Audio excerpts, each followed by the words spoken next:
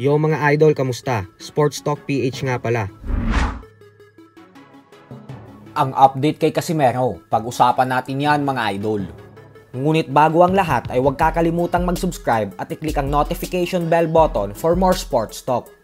So bagamat nga po nakuha ng ating pambato na si former 3 Division World Champion Angas ng Pinas, General Casimero, ang napaka-impresibong panalo via first round technical knockout kontra sa former world title challenger Saul Sanchez nitong linggo lamang, ay hindi pa din nga po ito nakatakas sa higpit ng Japanese Boxing Commission. Ito po ay dahil kagabi lamang po ay formal nang inanunsyo ng komisyon ng Japan na sinususpindi nila si Casimero nang dahil sa pag-overweight nito sa official and final weigh-in. Mismo ang CEO ng Japan Boxing Commission po na si Tsuyoshi Yasukochi ang nagsabi nito. Ayon sa kanya ay pinaparusahan daw talaga ng Japan ang lahat ng boksingero na nag-overweight kahit mga kababayan pa nila ito at kahit daw hindi isang world title fight ang laban.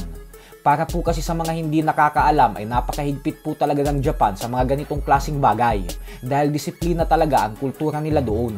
Pero ganun pa man nga po ay ang magandang balita naman dito mga idol ay dahil 6 na buwan lang ang pinataw na suspension sa Angas ng Pinas. Ibig sabihin po niyan ay 6 na buwan lang siyang hindi pwede lumaban sa bansang Japan. Pero syempre pwede naman siyang lumaban sa ibang bansa kung magkaroon ng offer sa kanya sa loob ng susunod na 6 na buwan.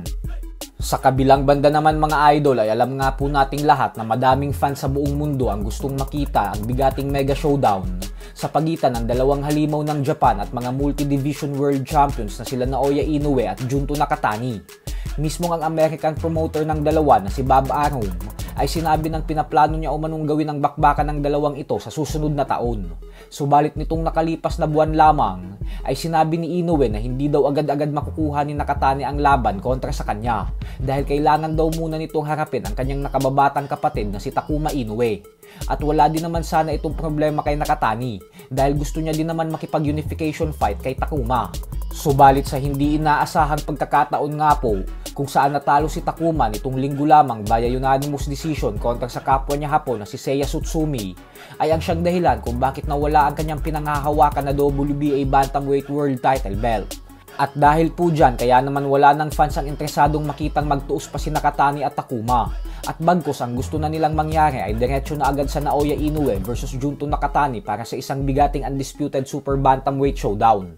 Pero syempre bago po ang lahat ng yan, ay kailangan munang manalo ni Naoya Inoue sa paparating niyang laban kontra sa undefeated super bantamweight top contender Sam Goodman na nakatakdang ganapin sa buwan ng December ngayong taon.